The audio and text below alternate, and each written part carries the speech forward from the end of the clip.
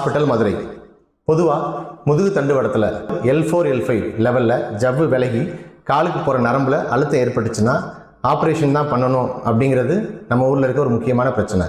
முதுகு தண்டுவடத்தில் ஜவ்வு விலகி காலுக்கு போகிற நரம்பு அழுத்தம் ஏற்பட்டாலும் அதை ஆப்ரேஷன் இல்லாமல் சரி பண்ணி கொடுக்கறது தான் நம்ம சன் ஹாஸ்பிட்டலில் எங்களோட முக்கியமான வேலை. ஓகே, இந்த வீடியோவில் நம்ம என்ன பார்க்க போகிறோம் அப்படின்னா, உமா மகேஸ்வரி அப்படின்னு ஒரு பேஷண்ட்டு, வயசு 39 தான் ஆகுது. அவங்களுக்கு கடந்த 3 வருஷமாகவே பேக் பெயின் இருந்திருக்கு.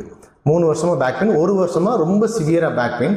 கடந்த 3 மாதம் 4 மாதமாக அவங்க சாஞ்சு நடக்க ஆரம்பிச்சிட்டாங்க. அதாவது அவங்க பாஸ்டரே ஒரு மாதிரி குறுகி ஒரு வளைஞ்சு அந்த மாதிரி நடக்க ஆரம்பிச்சிட்டாங்க.